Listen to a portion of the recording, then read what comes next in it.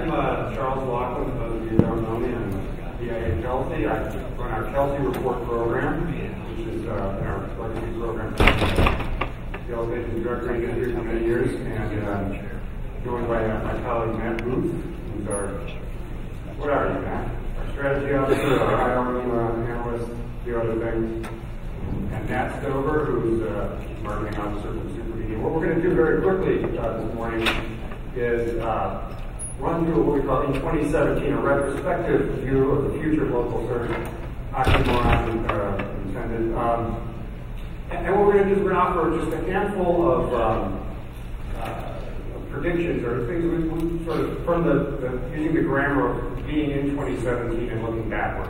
We're going to run through a few things that we think will be the states of being in the industry at that time, with a quick comment on why we think so. And then we're going to ask Matt, in his role as someone who actually has to execute on things in this industry, what does he think? Does he think that's realistic? Does he think conservative or crazy or whatever reaction he may have? So we'll get an immediate reality check from Matt. So let's get right to it. So in 2017, in the interest of time, I'll just say that the world will not look like this. It actually probably still look like this. We also think that, in 2017, the Three Stooges, this time it's Poisonal and Anchorman 3 will have gone neck and neck at the top.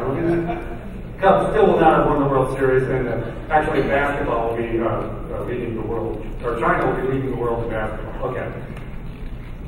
I'm actually not going to read these because in the interest of time, but basically we think that, sort of to sum things up, that the device penetration, usage patterns will, pretty dramatic, a pretty dramatic shift, particularly mobile, smartphone penetration, etc.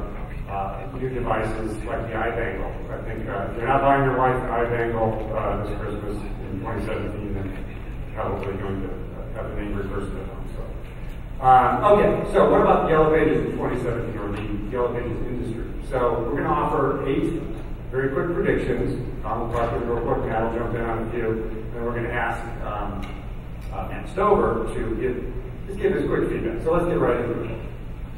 Okay, so the companies formerly known as Yellow Pages publishers are really actually not making a prediction of what they will be called at that time, but I think it will be something different.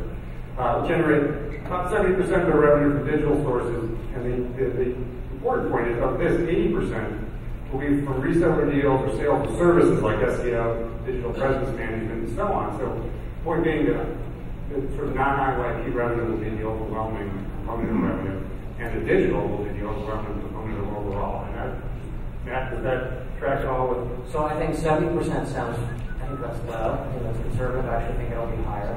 I don't think 80% will come from reseller deals and services like SEO and digital presence. I think the margins on this product are too low to make up for the bulk of revenue. We'll have another higher average revenue per account. What do you think?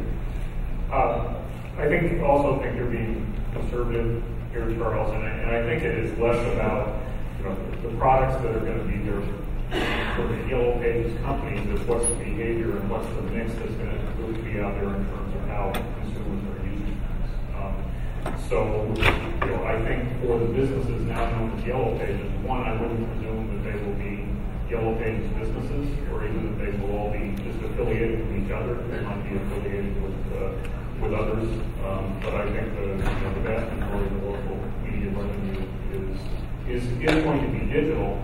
But I think there will be a lot more actually print Yellow Pages than people think that, because we're not, all of us who are at that age where we still use print Yellow Pages are not going to be dead by 27. Yeah, well, there'll be still 30% of revenue from print, so that would probably track with some people still being alive and using it. So I think you're conservative on how much print might be left. Okay, all right, keep moving along. There's only one directory per U.S. major market, and 5 of them there really isn't a Yellow Pages at all. There's emergency services guides, local books, various sort of scaled down products. 5 of the largest U.S. states. Is it going to be more than that?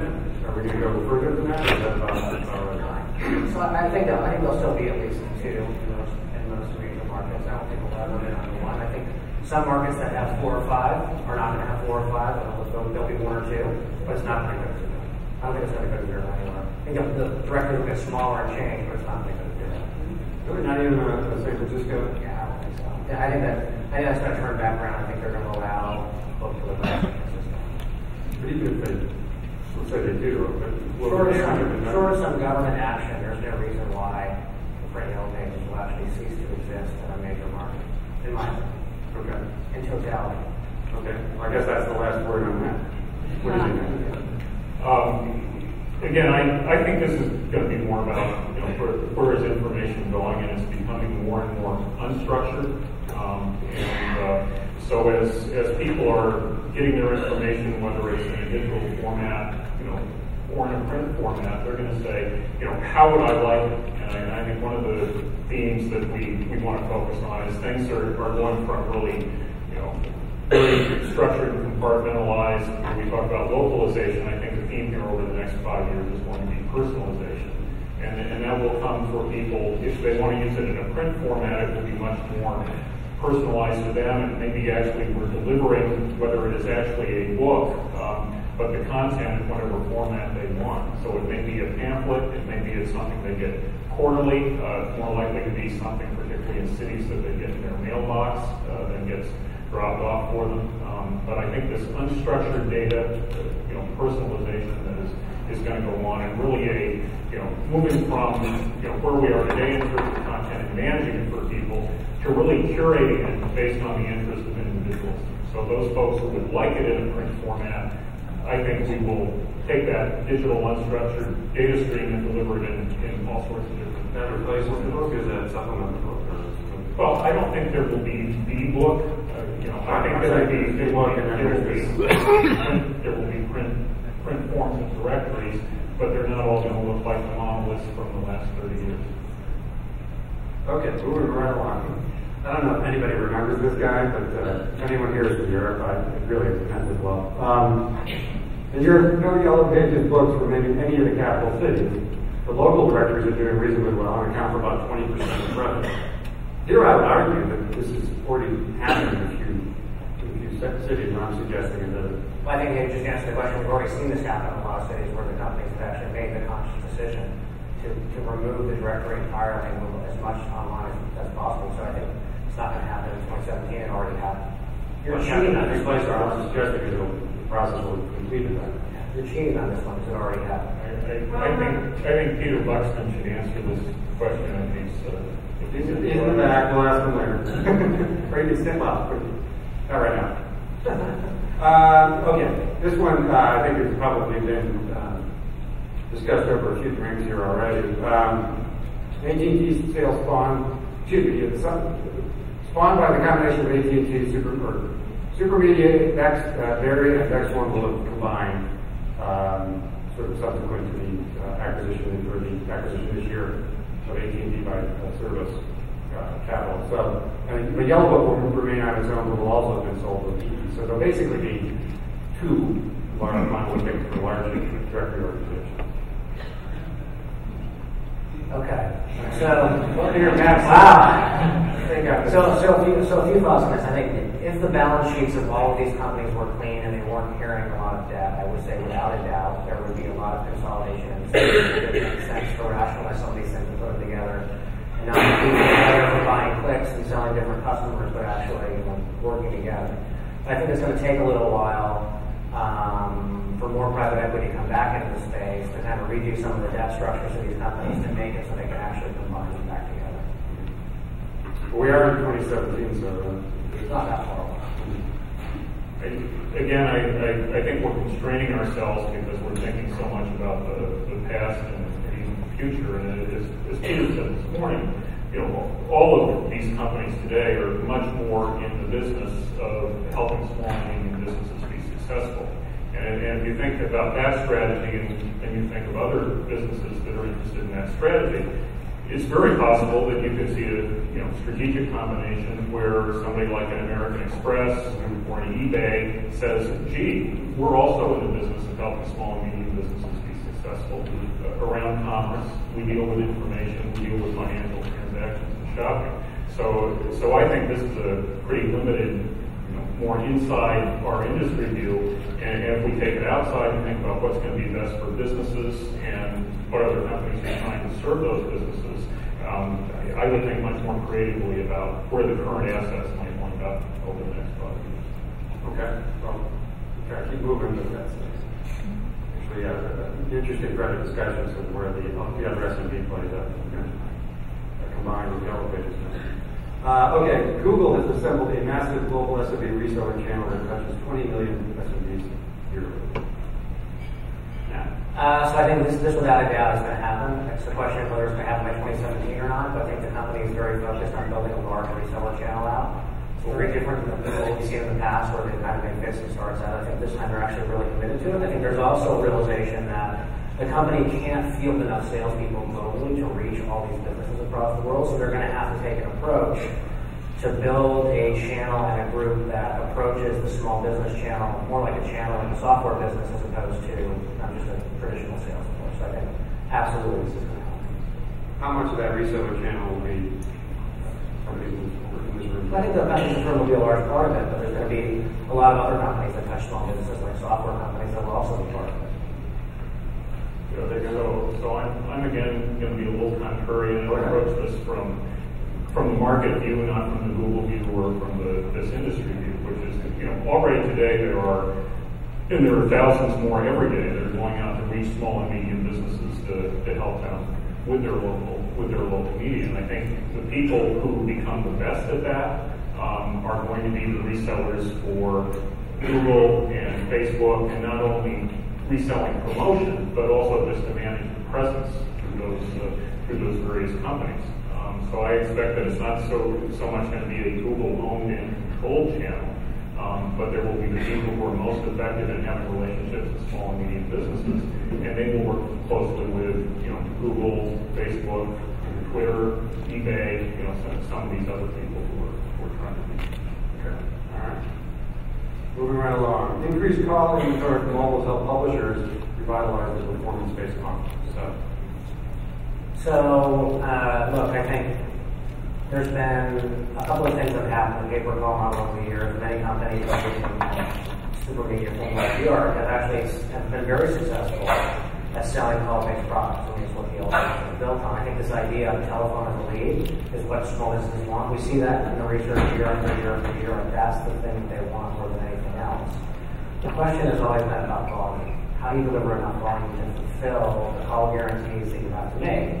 And I think with mobile, Google showed a slide today that 57% of the time after someone does a mobile search, you're actually going to get a phone call. That's going to put the number of phone calls out of mobile by 2016 at around 70 billion.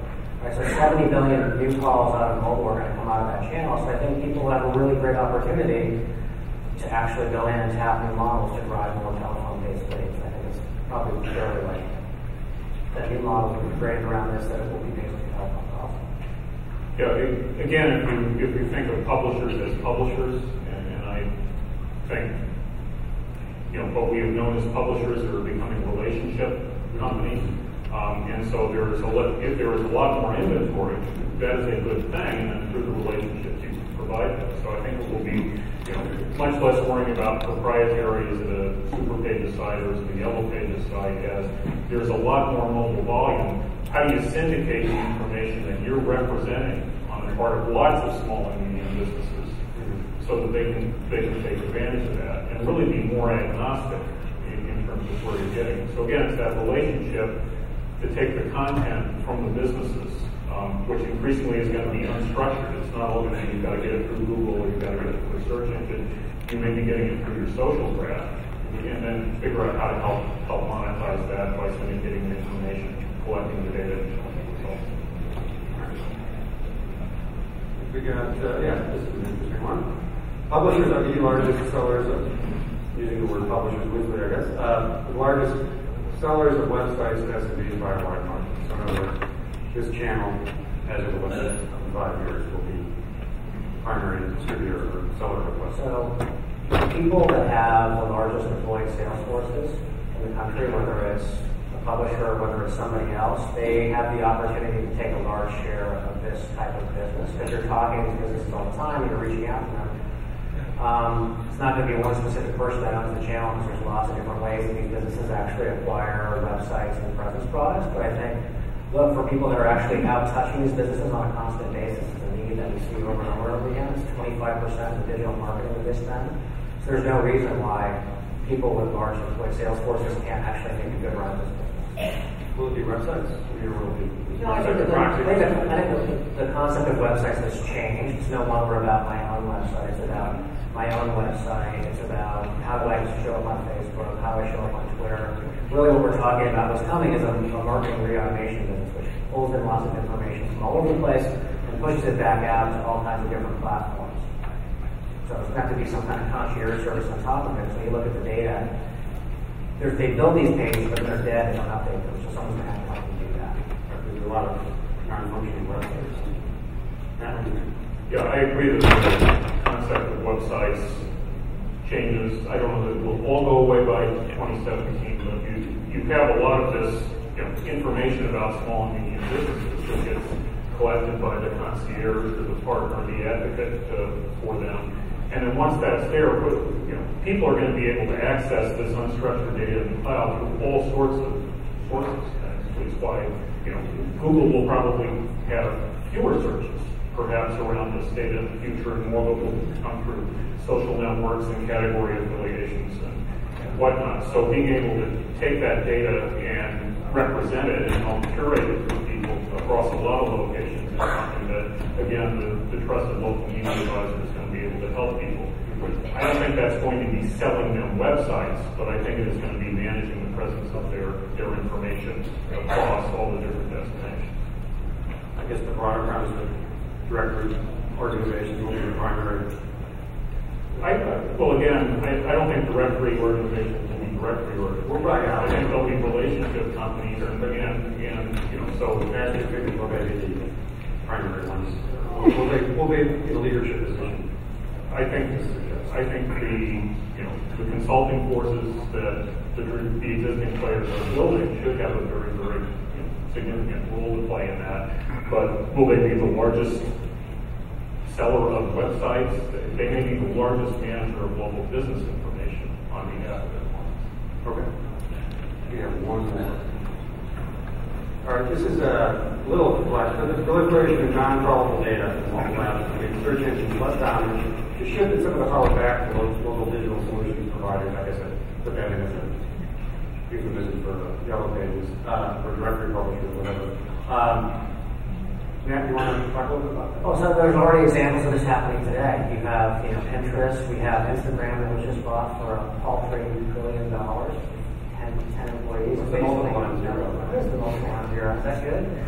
So I think this is already starting to happen. Look, this data can't be crawled. It can't be really extracted unless you make a conscious effort to do it. We've seen over time companies like AutoTrader that have made a conscious decision not to share any of their proprietary data out, right? Because they believe it's something that they need to own, they need to control. So I think search engines will still be important, and there'll probably still be some form of search that's fairly dominant. It'll probably look a lot like it does today in 2017. There's also going to be a whole ecosystem of things that exist outside of search engines, in apps and tablets and solutions that are completely outside of the reach of web calls. You sort of alluded to something similar in your last answer. Yeah, and the power has gone over the last 5-6 years, particularly through the consumer, with the multitude of places they can go and the tools they can use, and all the time whenever they're doing it, it's that personalization of all this unstructured data that requires a way to curate it and also then monetize it. And so it's not going to be as structured as search engines in the future, but all that information out there is still information consumers want to have and the businesses want them to get. And so whether it is not monetizing through the search engine, but relationships with social networks, sponsorships around categories. If you look at the Aspen Dental example and how they want to get information out to certain audiences, I think it's going to happen more that way. So again, I take it away from assuming that sort of the rigid traditional structure of directory publishers that we've had is still going to be dominant here. I think it's, again, much more their relationship businesses working on the personalization, the curation, and the monetization of the unstructured data. Let me add one thing to this actually. The thing that's going to start to happen is you're going to start to see a whole host of players that you consider non-traditional players start to move into this space. You're going to see computer companies and chip manufacturers start to put location-aware information on the actual chipsets, and you start to see like this kind of thing actually start to become ubiquitous across all these devices. So you're going to have location-aware devices basically all over the place in 5 or 6 years, and this is going to change radically how people look at the market and how they innovate on top of it. So it's not going to be just publishers, it's going to be all kinds of people from all kinds of different industries kind of looking at how to build location and location-aware services in basically everything that's out there. Okay, that was fast and interesting, and thanks for listening. And what we're going to do is quickly move on to the next session. We're going to have an interview with, I don't know if they're going to throw the fireplace up or not, but we're going to have a short interview with Chris Silversmith. So first, please join me in thanking